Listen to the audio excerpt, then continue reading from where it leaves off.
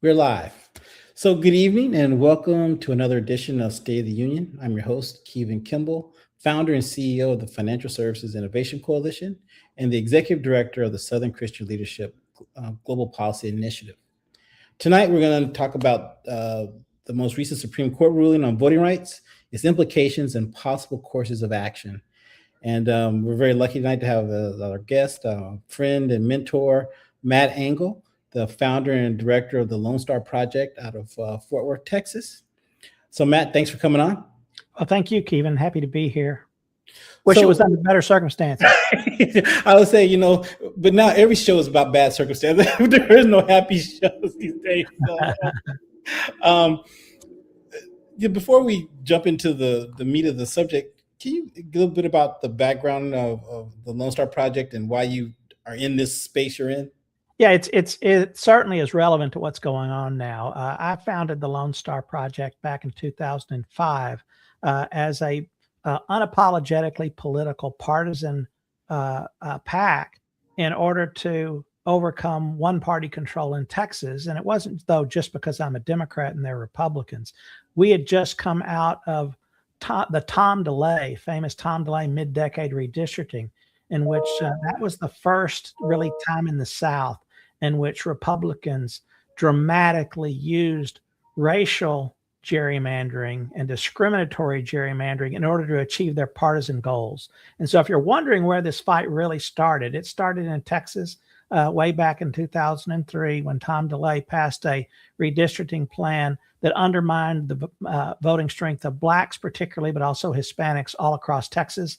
That model was picked up and has been used ever since then.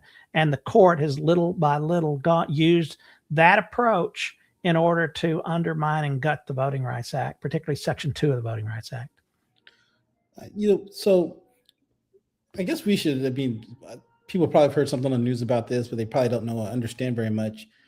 Let's talk about what just happened. So I don't want to go too far back, but so there was Section 5 that got gutted several years ago, and then there's Section 2. So can you kind of draw the lines between that and then what happened this last week? Yeah. The first big blow, the first real shot at the Section 2 of the Voting Rights Act. And Section 2 of the Voting Rights Act is the section that is supposed to guarantee African Americans and other traditionally discriminated minorities the opportunity to protect their influence at the ballot box at the district level, where congressional districts are drawn, state legislative districts are drawn, county commissions are drawn, city councils.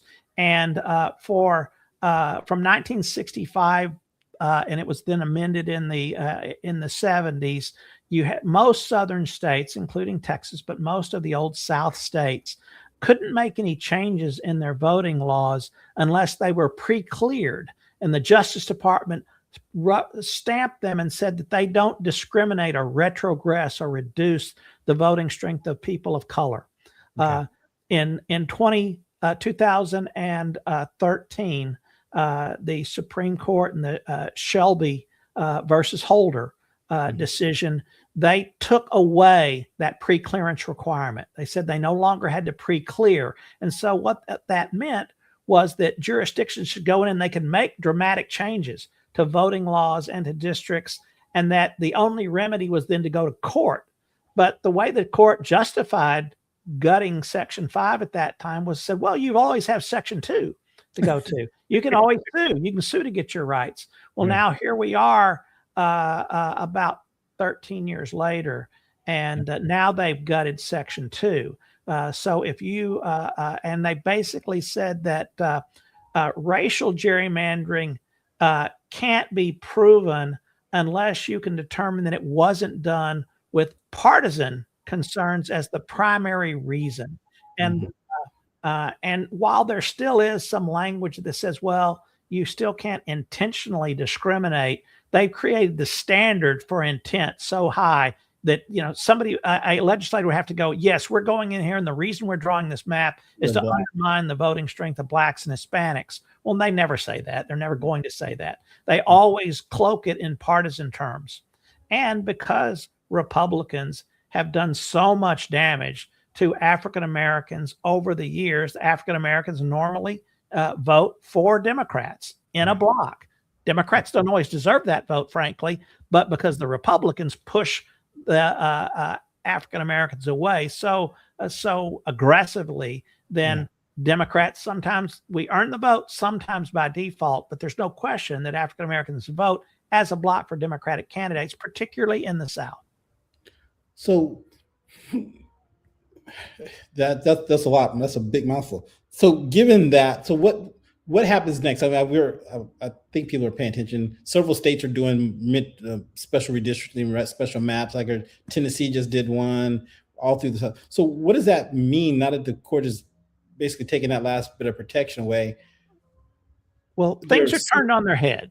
Okay. Things are turned on their head. Most of these districts in the South, they exist because they were drawn as voting rights districts. They were drawn because the law required that you had to create a district in which minorities could elect the candidate of choice if you could prove that the population was large and concentrated enough, and prove that there had been a history of discrimination. Well, in just about any Southern state, there's a long history of discrimination, and you don't have to go back 30 years or 50 years or 70 years. You can usually go back a couple of years in most of those states. But now the very fact that these districts were created with a racial intent is the evidence, is the reason that they're saying that they can now, that they'll say they have to, that the law makes them go and dismantle these districts. And we already saw it. We saw it today in Tennessee, in which the Memphis district there, which had been a longstanding district where African Americans elect their candidates of choice, they carved it into 3 different pieces and made it part of districts that went off into the rural parts of Tennessee.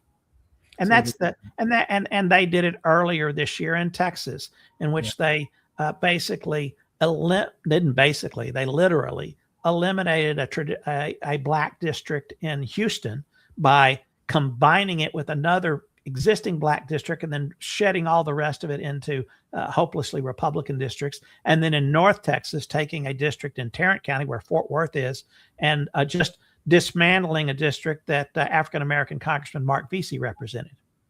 Is it possible that they can do even more now that the Section 2, like they don't have anything? Could they cut that into even more, like in Texas, get rid of all the black districts? I don't think they can. Well, I think if they try to get rid of all the black districts, that's when it starts to blow up on them. Because Texas has more African Americans within its boundaries than any other state. Even though it's only about 13% of the population, it's a lot of black voters. And so I think what you'll see in Texas is mega or ultra packing of black districts, so that you could end up, though, with only 1 district in Houston, and you could end up with only 1 district in North Texas. And then you could have maybe 3 or 4 Hispanic districts in San Antonio and across the South. And then the rest of the state would be controlled by white voters. And remember that Texas is a state in which only about 39% of the population is Anglo. Wow. But we have 38 congressional districts. So you could have a circumstance in which 31 out of 38 districts are controlled by Anglos, even though they only make up about 39% of the population. You could see a similar circumstance in other states. It's not out of line that they will go after even the most senior members. Jim Clyburn in South Carolina, you could tear up that Charleston district and just put it off into rural parts and eliminate that as the only district in South Carolina. What about Mississippi with Benny Thompson? Mississippi with Benny Thompson too. Yeah, that's one. So let me ask you this. I'd look back to try to get some frame of reference. So in 1988, so before, I guess, there was a big lawsuit, I guess, that caused all those Section 2 seats to be created coming into the 90 census. It was, what you had in the 1991 redistricting, there was a really important lawsuit that was won on, and so then you had a circumstance in 1991 where across the South, a bunch of districts were created so that mostly African Americans, but in some states, in Texas and a couple others, you also had Hispanic seats were created. Now, at that time, the Republicans were licking their chops. They're saying, okay, we're going to work with the Black community, but we're only going to do it to only help them create super PAC districts. Districts, right, And so right. they try, and in fact, they had a crude name for that strategy. They called it Operation Rat F. And they bragged about it.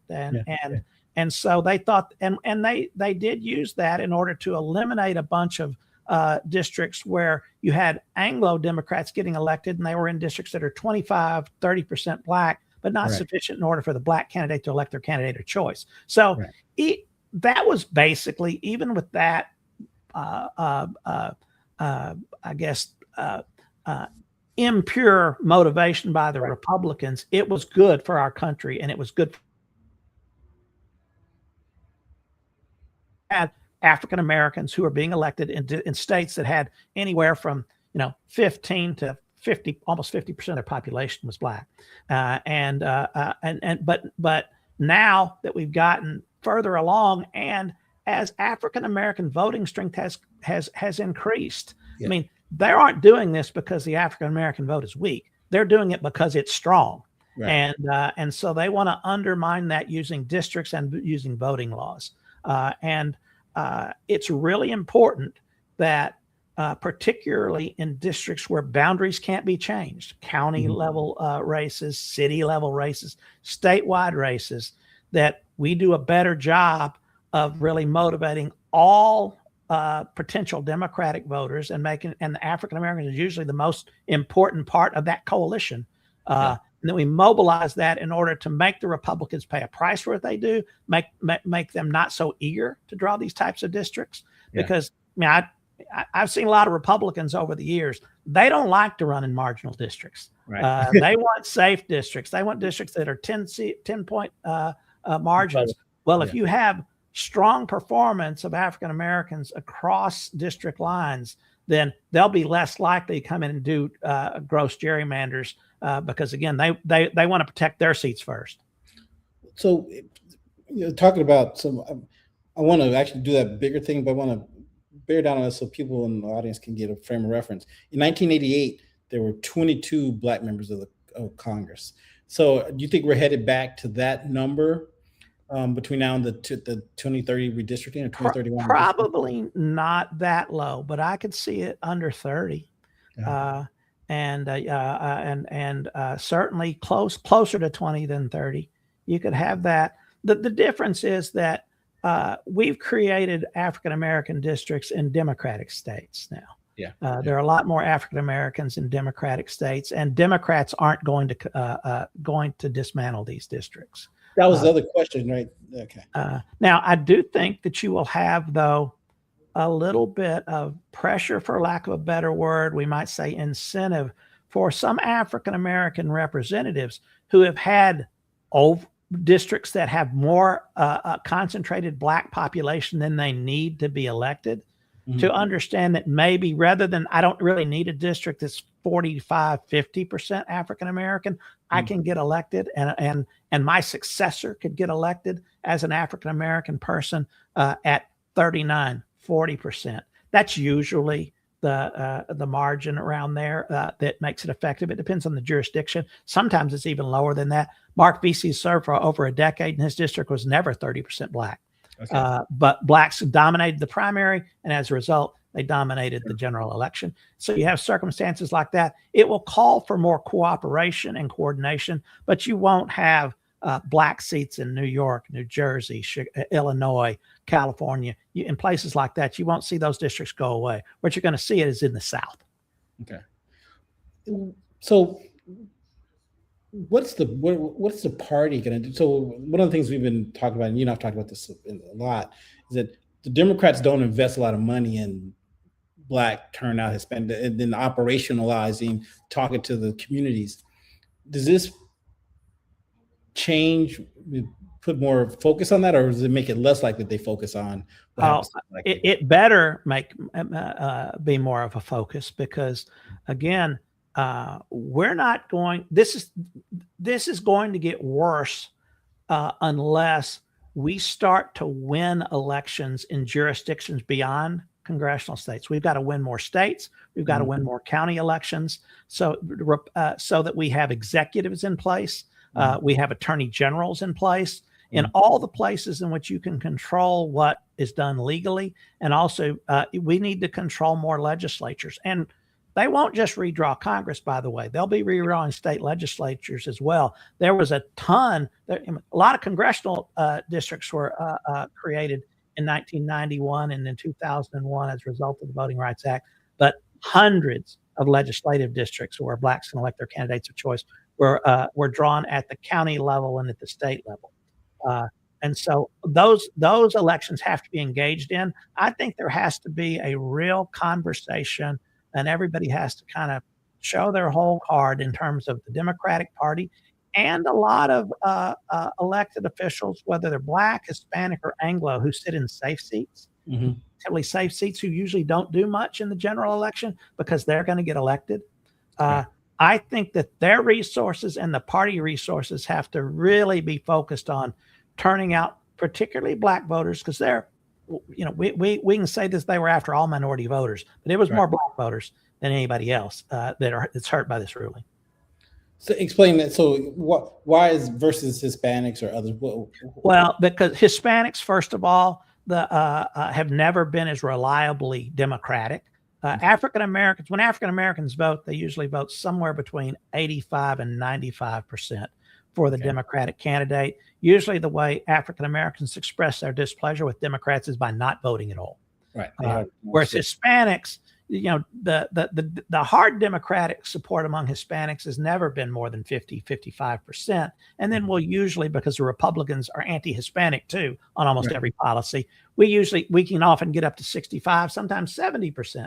But that's more of an elastic population. And so there are districts in which Hispanics can make up 60% of the population, and then only and then when you account for citizenship, maybe just barely under 50% of the citizen voting age population, and then elect their candidate of choice or not. And so if 10% swing to Republicans, then they win those. The Republicans, they're willing to take that gamble in some places. That's what they've done in Texas. They drew 5 districts that they think that they can elect. Well, 3 of those count on them getting at least 45% support among Hispanics. I'm not sure they get that every election, but they might from one election to another.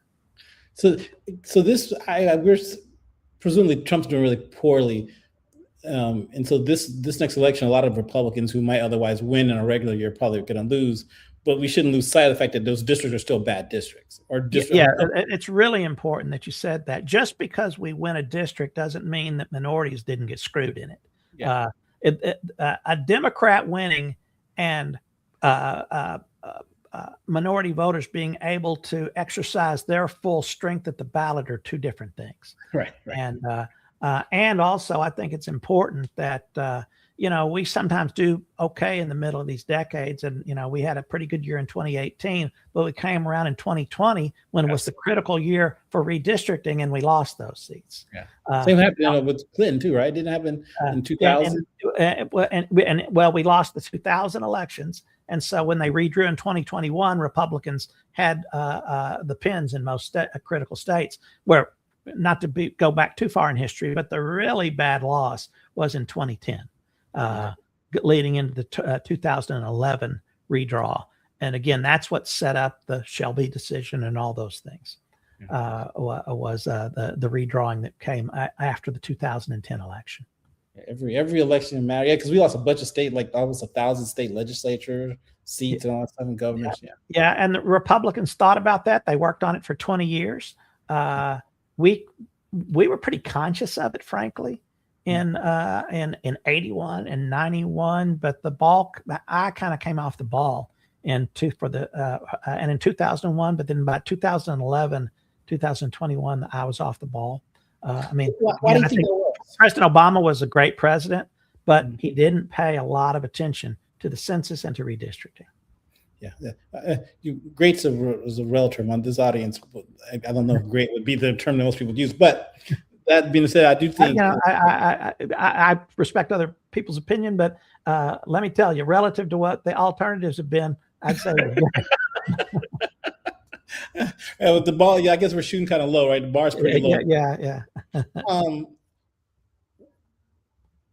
how do citizens, how do we impact this? That is, I've talked before, for a lot of people who listen to the show, like even with a bunch of black people in office, the quality of life for black Americans has not been very good. Like, we've been watching all these, I've been sitting around these memes like white people saying black people getting Trump's helping black people too much, or this, and the black people have too many opportunities. That seems to be driving a lot of conversations. And so how does this group engage better? Like how do we make sure that the party committees pay attention? Because they don't seem to, like I said, the eyes off the ball. And what do we have to do? I think it's three things, and none of them are easy. All of them are important. One of them is that parties are and politics, apart from the personalities, are cold blooded. If you win and you have influence, you have, and if you win and you can move voters, then you have influence. And I think it's very important that African American leaders and African American individuals demonstrate their strength at the polling place. And then the second thing is demand that your leaders, demand that the people that you elect, then go and be your voice, be your strong advocate, not just on the policies that you care about. That's very, very important. But when you're voting as part of the minority, you're going to go make a good argument and win it, but you're going to lose the vote. Oh, right. But to make your argument to the people who hold the checkbook. And in some cases, I mean, Hakeem Jeffries is probably going to be the speaker. You think he'll still be speaker of the House? I do think Democrats win a majority in the House. He's going to be speaker. Okay.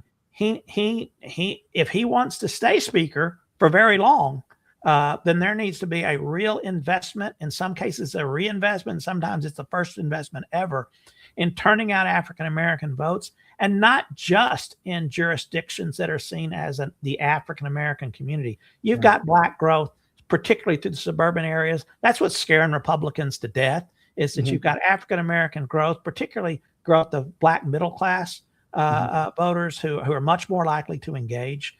And there is frustration across racial lines and where we're going economically. I mean, the Republicans, they like to point to, somebody who's black's getting something that you're not getting. But what they want to do is keep everybody resentful and not look at the people that are picking their pocket. And then the third thing is that the African Americans that do have the ability to raise and give money need to do it. No Democrat gives as much as they should or could, but I do. There are successful African American business owners, entrepreneurs, and I think that there's not a culture of engaging in politics as a giver.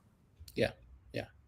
No, I remember Congress after this said to me that we took our eye off the ball. People stopped being political. It started with after this, the second generation after the voter rights. You hear people always say, "I don't need politics. Politics is I'm outside of politics. I'm about business," and they lost sight of they took their eye off the ball as well. Yeah. How do we,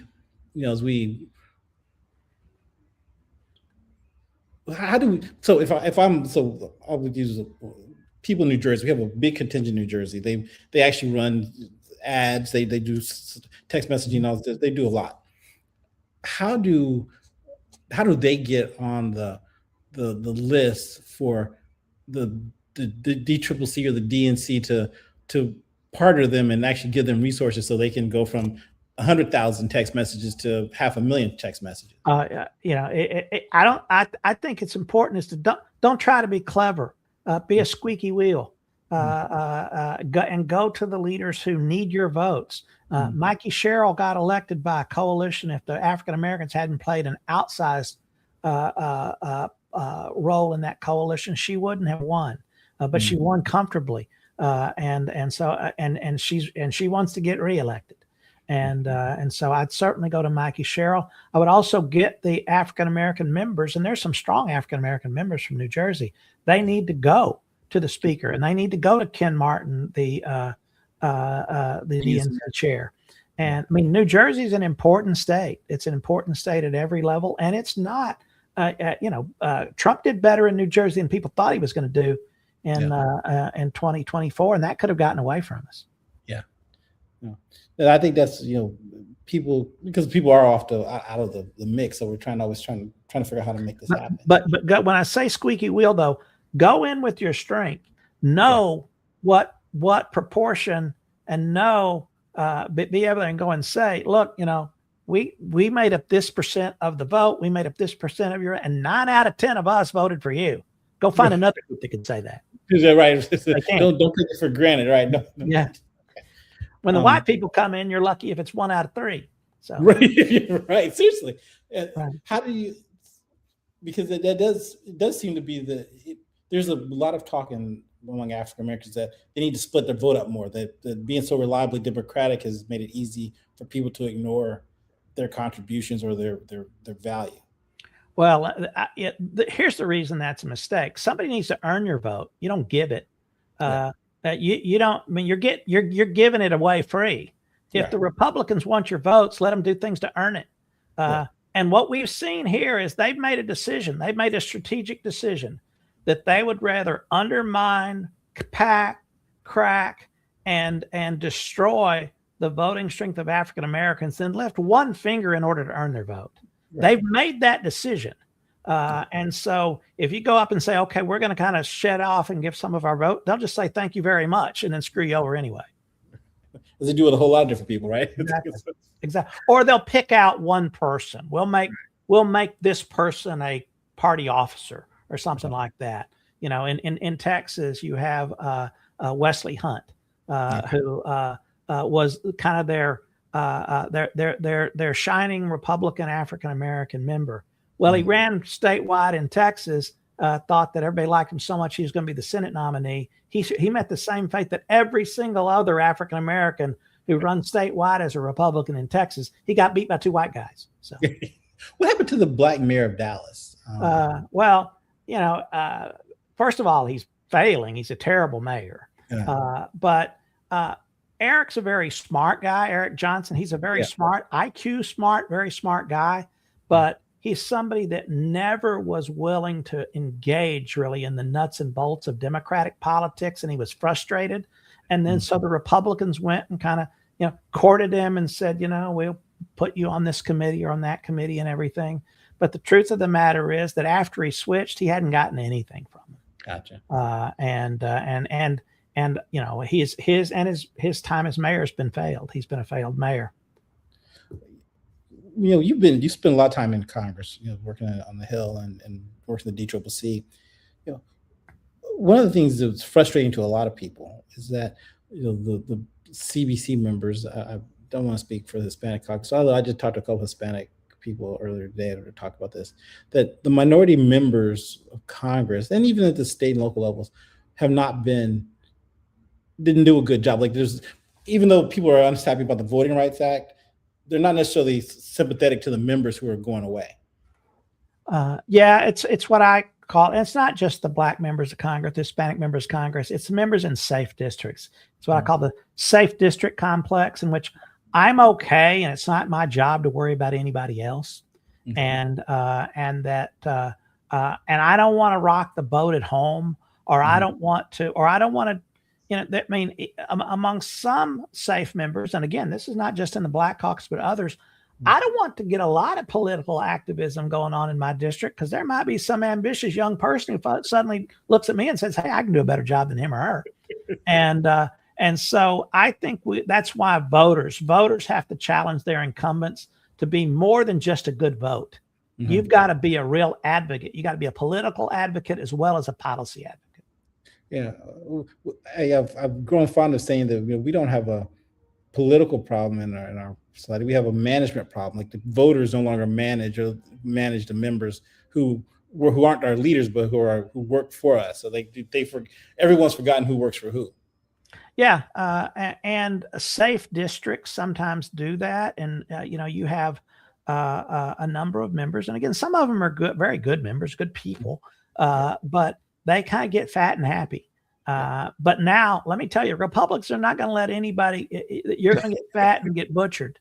Happy is Happy is not an option anymore, and so Republicans aren't going to let particularly African Americans sit in safe districts, or they might let a few of them. They might boil it down to 18 or 20, 22, 23, but they're going to pack them as many as they can, and so it's really important, and I think particularly in 2026, for them to immediately see a reaction. And that means that all those Republicans' margins got cut too close, and they lost districts, and they lost statewide races. I mean, we have a U.S. Senate race in Texas, and if African Americans make up 13% of the turnout and support the Democratic candidate at 95%, he's got an excellent chance to win. So you got to have 13% of the voting population decide, a Democrat winning in Texas for the first time in 50 years.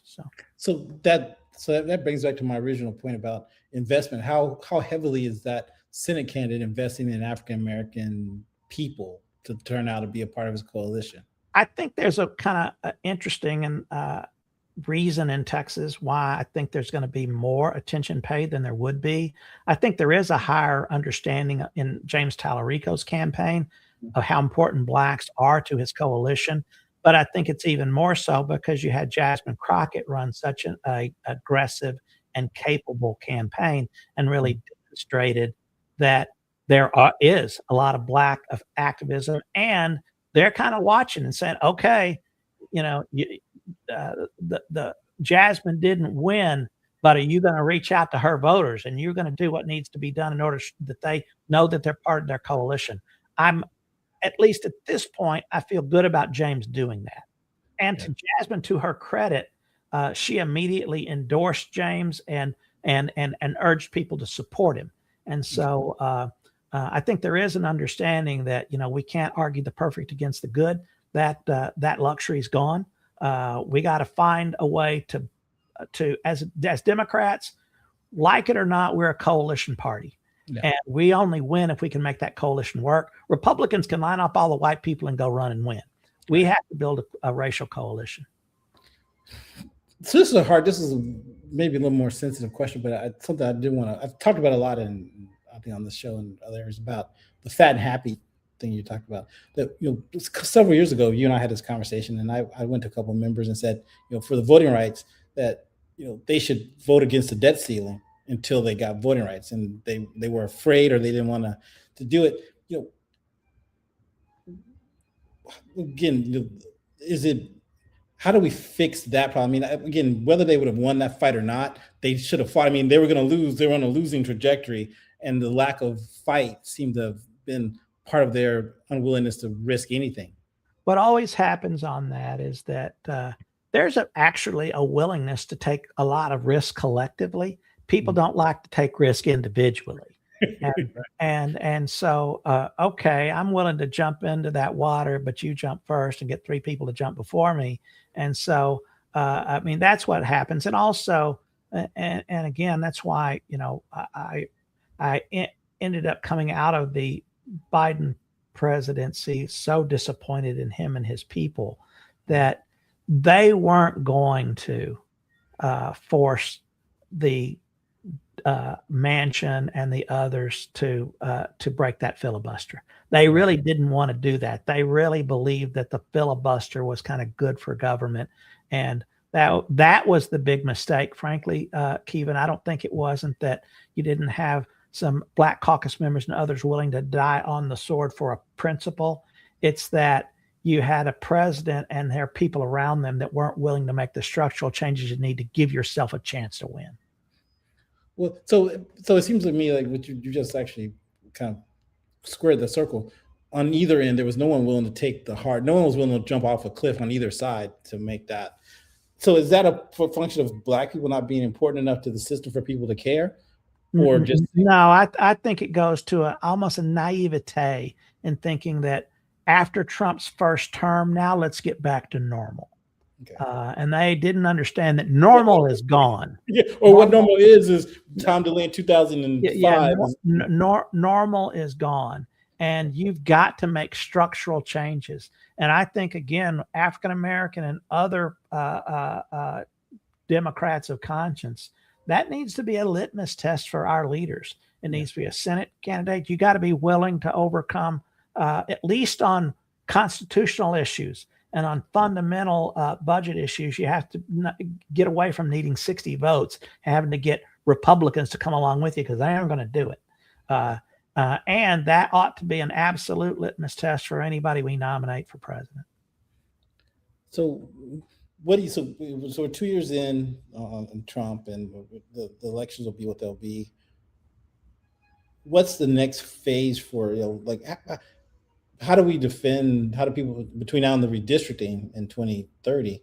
Because how do people defend their city councils or seats there? I mean, the congressional seats are going to be what they're going to be, but like you said, there's a lot of other places we don't want to see get wiped out. Well, one of the places where I think where you have nonpartisan city council seats, school board seats, things like that, that's where you still can talk about things in terms of racial opportunity, because the Republicans can't say, "Oh, we want to draw 5 Republican seats." Or 6 Republican seats, because nobody's elected as a Republican. And so I think that that's a really important legal strategy there has to be a different legal strategy locally than at the partisan offices. But apart from that, though, city council races, school board races, they're low turnout. They're low turnout and disproportionate turnout among people of color. You can control the school board. The mayor of there's a city in Texas, in this county that I'm in, Mansfield, Texas, that is a city that forever was seen as a Republican city and regressive. It was one of the last places where one of the last high schools in Texas to integrate. Well, it has a black mayor right now, even though blacks only make up about 30% of the city's population, because he was able to mobilize and turn out African Americans, and he's a really good mayor, and so he got reelected too. And so in Pearland, Texas, which had traditionally been Republican, just elected an African American mayor. Wow. Okay. So that for people who are like in Missouri, or even people who are in other places, New Jersey, for instance, whatever, maybe at some point you can do a seminar on that. Like, we can pick some states and people and point out some, like, I know people complain about judges a lot and say, well, if the judge is elected, we can target those judges. We did that in San Antonio one year when I was working. Absolutely. So that people can get a real visual on how they can, like, make a difference in certain areas. In those county level races in Harris County, which is where, as you know, where Houston is, I mean, it's a giant county. It's got 4.3 million people in it. If it were a state, it'd be bigger than 22 states. African American population there is large enough to make up 24% of the vote. If you mobilize and turn out that 24, you'll elect African Americans in all kinds of races. And right now, more than half the judges are African American. And a lot of the key county offices. That's Christian Menifee, who's now a member of Congress. He first got elected as county attorney in Harris County. Wow. Yeah. So I think that's a really good point. I think, because we want to be actionable. So finding like school board races and stuff where you're not we take control of some of these areas. Well, and that's the bench for your people who are going to run for attorney general, run for lieutenant governor, run for governor. Yeah. And so one of the things, you could have a situation in the South where we're electing black governors. Right. Because the percentage is high enough. Mississippi should elect the blacks for statewide office, but just the turnout has not been sufficient. So is that because no one's tried to turn them out? Getting to our point about people not investing resources in turning them out, or what's it's a chicken and an egg thing. It's because you've got a population that's a little younger, poorer, and less tradition of voting. Then the view is, well, it'll cost too much to do all those things, and so then they don't vote. But I will tell you that the chicken or the egg here is money. It's money and organizational talent, and we're going to have to figure out that if we're going to elect a president with enough electoral votes, you're going to have to start carrying some southern states, because the electoral votes are moving south, and it won't matter if we're carrying Illinois and Pennsylvania and Wisconsin if you're losing Texas, The map is red. and you got to start winning in some of those southern states. So, well, Matt, we're almost out of time. This is really good. I really should do a seminar. I mean, this is like people. I do think this kind of tactical for especially for the people who watch this show and who are active. I think it's really important for them to figure out how they can, because they do feel unempowered. I think that's the wrong answer. I know they put up Tracy put up your link to your website, and so hopefully people will check it out. I mean. Do you want to close out with anything? I don't want to keep you longer. Well, I'll just say that it is important that people not fall into despair. That's the first line in their strategy. Let's discourage our opponents. And in 2026, I think it's more important than ever that we win everything we have a chance to win. We don't leave anything in the table. We've got a political atmosphere. Donald Trump is the most unpopular incumbent president at this point in his presidency in modern history. It's not likely to get better. His base is discouraged. We need to make sure that we don't let him off the hook. Now's the time to put the foot on the gas. Well, for everybody listening, make sure you go to check out Matt's website and come back, and then go to Physics YouTube channel. Make sure you hit the like and subscribe. And Matt, really appreciate you doing this, and thanks for your time. All right, thank you, Kevin, and for all you do. Appreciate it. Good night. Good night.